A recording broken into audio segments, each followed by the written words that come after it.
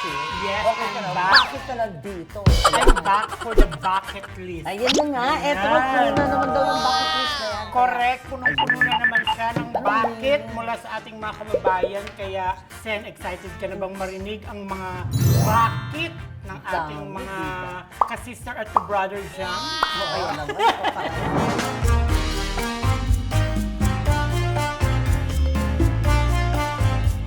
Simulan natin ang bucket.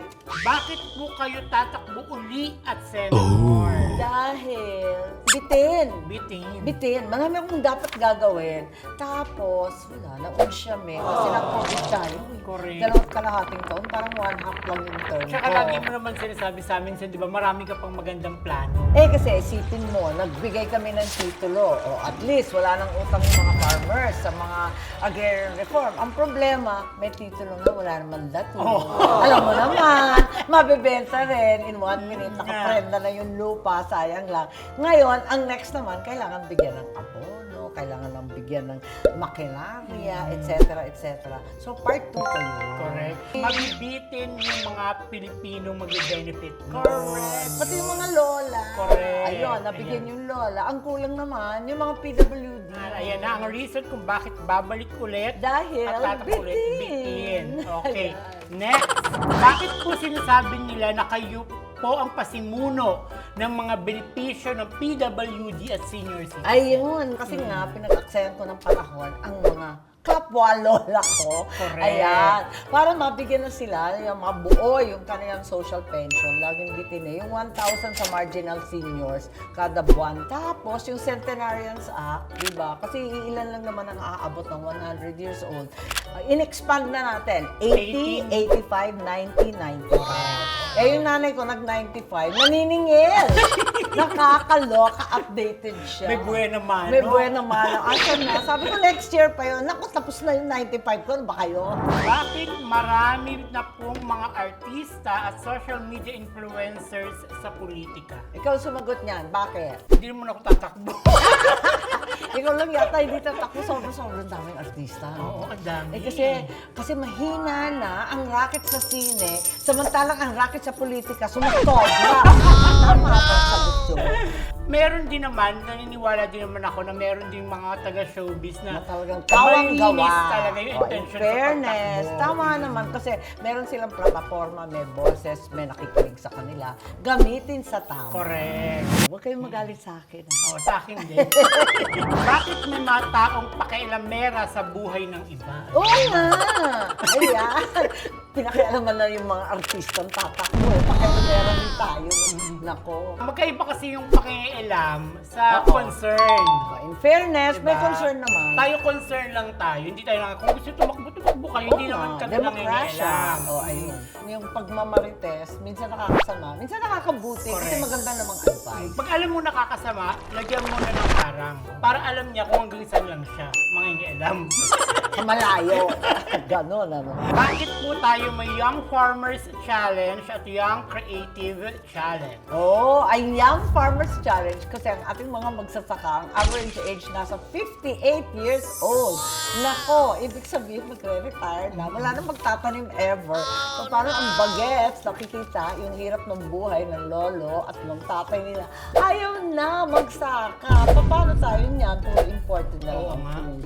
Hindi pwede. Kaya kailangan akitin ng mga bagets. Kahit naman nila magtanim.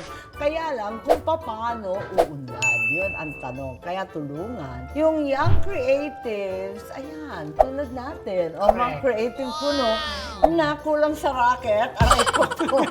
Kasi talagang may sakit na. Ano sabi nila? Ailing film industry. Ailing daw. At saka wala na masyadong po-produce ng kanta. Kailangan self-produce. Mahirap to get a leg up now. Ano? So, kinakailangan, tulungan din natin. 1 million! 1 premyo! million! Ang taray, di ba? Second, I hope, mas magaling. Correct, Okay. kasi nung season 1, ang daming magagaling Oo, talaga. totoo ako Sobra. sa graphic novel. May publisher kagad. Correct. Oo, Naku, on the spot ang daming, na-discovered. ang daming talented na Pinoy. In fairness. Fairness. Bakit po minsan sinusuot ang barong ng ama nyo kahit na sobrang luma? Oo nga, gutay-gutay na, punit-punit na, pero kasi nakatahi yung signature ng tatay ko. Yung lagda niya, lagdaan sa Malacanang yon tungkol sa programa na dating programa niya, yung Self-Defense Eclat, yung tungkol sa paggagawa ng sariling baril, bala, ganyan. So, parang, wala, sentimental. Oo, kasi parang feeling ko pag sinusot mo siya, lalo na pag mina-achieve ka na isang batas na napirmahan, accomplishment, Oo, parang here's for you. Daddy, yung mga ganyan. Sa iyo to. Kasi kanya talaga yan eh. Tapos ewan, pa tayo paurong. May bong missile pa nun. May missile na Pilipino nun ha. Say mo. Bakit niyo po pinagpapatuloy ang legasiya ng inyong ama? Na naman, syempre ako yung panganay. Ikaw magpapatuloy ng mga plano, Oo. mga nasimulan. At saka nagpapaka-secretary ako noon eh. Parati ako nagte-take down notes sa kanila. Ayun. Feeling. Bakit po ang haba ng full Oo name nga. niyo? Maria Imelda Josefa Remedios Romualdez Marcos. Curious lang. Tama, bakit nga ang haba-haba? Yung nanay ko kasi at yung tatay ko, hindi yata masyado excited magkaanak. Ako nga yung panganay. Pinangalan sa akin, nanay ko. Tapos yung Lola. dalawa kong lola, si Josefa. Tapos Remedios, yun. Pero wala naman nakakaalam. Puro Aimee lang. Ay, lang. Super ate. Ganun lang. Ay, may Never naman ako solusyon. naging... Ang haba eh. Bakit po sumama si Madam Imelda sa filing of candidacy niyo po? Ay, kasi unang-una type niya. Siya ang nagtatanong. Talaga siya yung politiko. Volunteer. Wala mo volunteer talaga. Hindi nga natulog yun. Nauna dun sa simbahan. Sabi niya, ako pupunta ako. Kailan ba? Dalian ninyo. Mauna ka na. Nainis nga eh, kasi hindi first day. Gusto niya first day siya una doon. At higit sa lahat, gusto namin na nandyan siya. Nakaangkla kaming lahat. Pati yung mga galing Ilocos, bumaba pa. Correct. Kasi siya yung swerte. Naniniwala kami lahat. Siya ang pinakaswerte. Lucky Dalawang pangulo sa buhay niya. Correct. Aminin, maswerte yung aling At yan. saka, siya pa talaga unang papunta Correct. ng Manila Hotel. Siya na yung nakaupo doon. Tapos tinitignan yung mga comment. Kayo ba? Kaya babata ninyo. Nakakatawa nga eh. Bobs Bangero.